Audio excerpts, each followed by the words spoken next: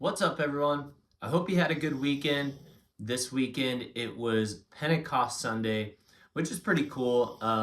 Nothing really out of the ordinary or extra special went on for me, but in line with that topic, I do have something that I want to share today because I have been getting kind of some progressive revelation over the last couple months. God's just been showing me some different images, and I even recently shared a reel last week, or not a reel, a short, excuse me. Last week I shared a short. If you saw that, it was if you're in a dry season, then man, it's almost at an end. I feel it. God has kind of shown me this progressive image.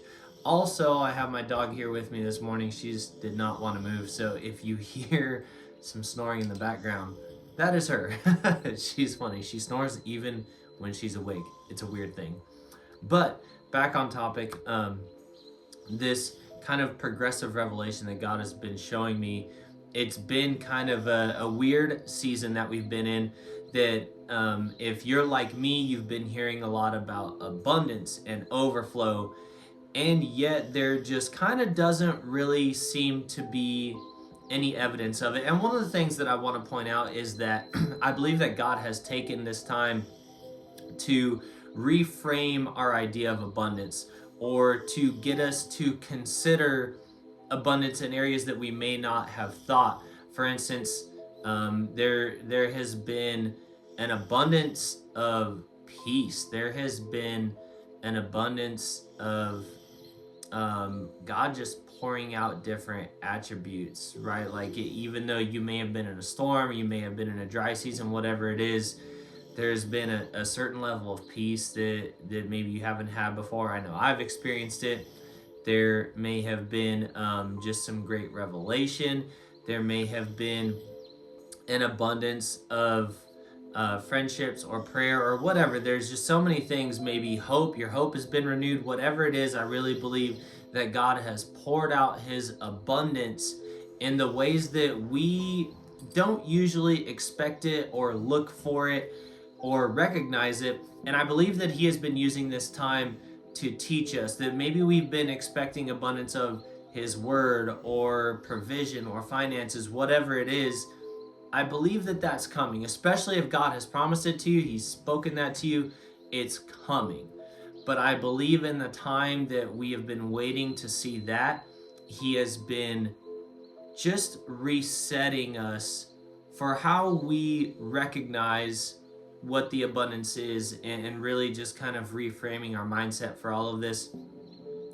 So with all of that, going back to the short that I shared last week, where I felt like this dry season is coming to an end. There's like this rush of water that I saw that was coming towards us, and I've gotten the word that like it's now, the time is here. You never know what God might do today, any day now, kind of things along this line. And as I've been praying over the last couple days, I really feel like I've just been getting this sense of waiting and being silent. Like I'm just supposed to be silent and wait for God to speak in my time with Him. And so I've had my prayer requests, but I've even just felt to keep those very brief. And I feel like in my time with God in the morning, when I'm spending time with Him, just in general, really, that I'm supposed to be silent and just wait for Him to speak. That I need to have more of me being quiet in my quiet time with the Lord.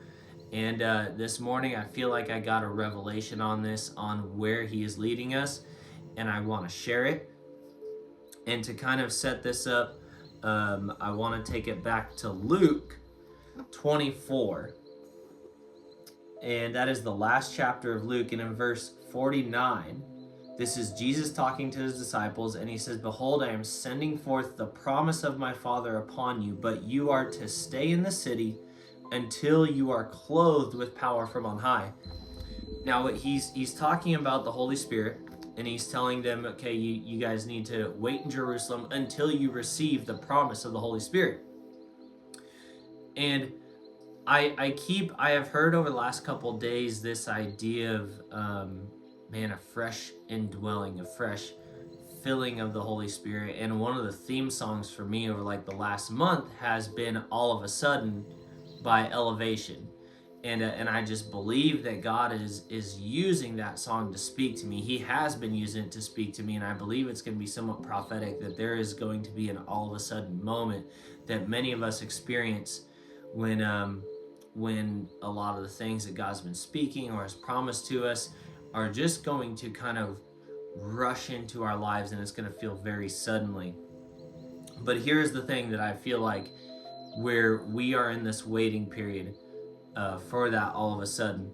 If we go forward to the book of Acts, because I really believe we're about to step into another period of the book of Acts. It's about to make a return in even greater fashion before we see the return of Jesus.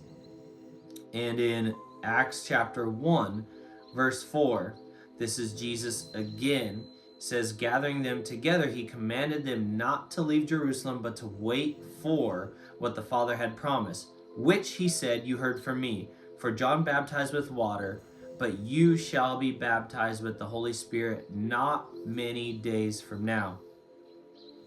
And then moving forward to Acts 1:14, he said, it's talking about the disciples. All the disciples had gathered together after Jesus' ascension, and it says, these all with one mind were continually devoting themselves to prayer, along with the women and Mary, the mother of Jesus, and with his brothers.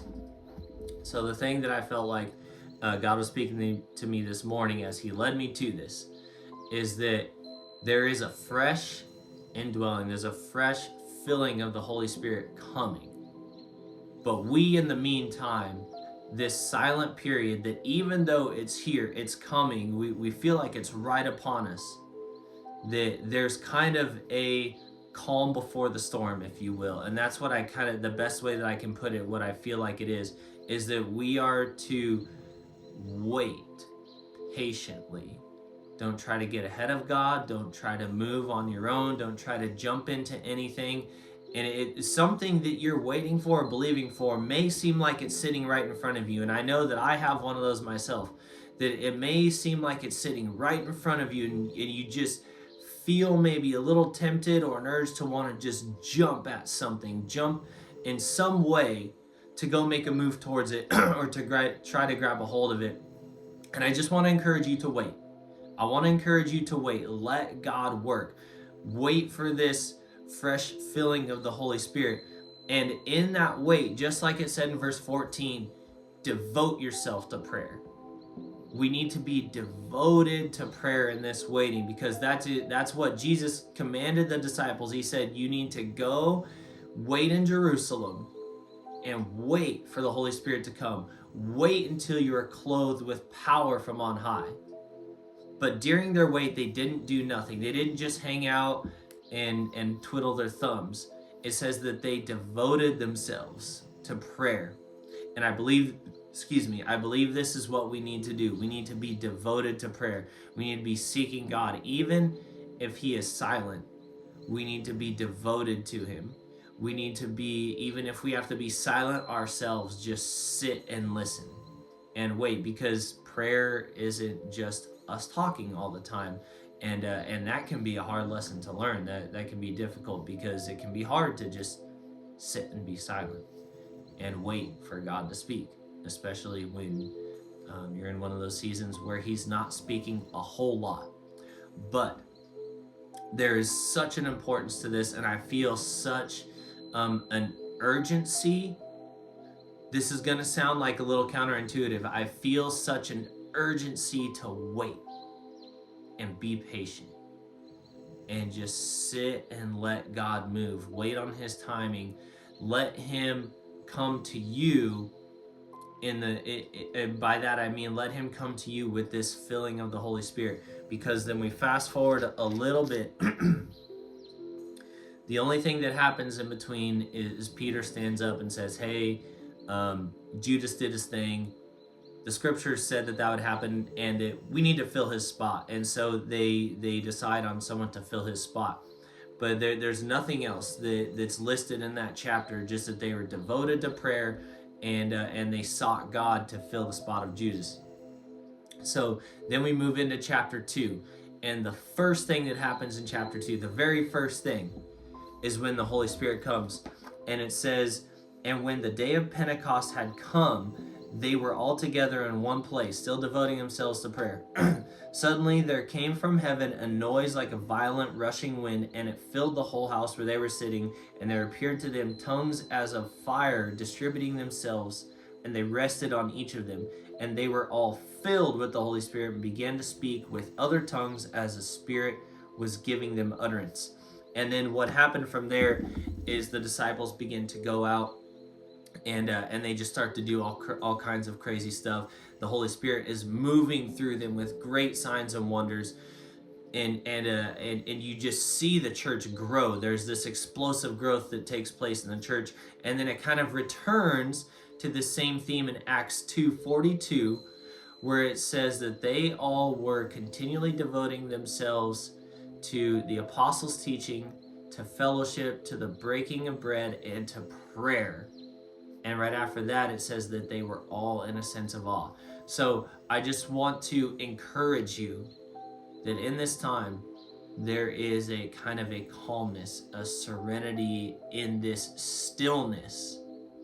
And that can make us feel a little uncomfortable because I know many of us feel like there's just something right upon us. There's something big about to take place. There's something that we've been believing God for. There's something that we feel like is about to break through, that we're right on the brink of that breakthrough. And I feel like this is a calm before the storm. That in this stillness and the silence, it can be tempting to just want to move and to want to just grab a hold of something in your own strength. And I want to encourage you to just stop and sit and wait and enjoy the silence. Hear the birds chirping around you.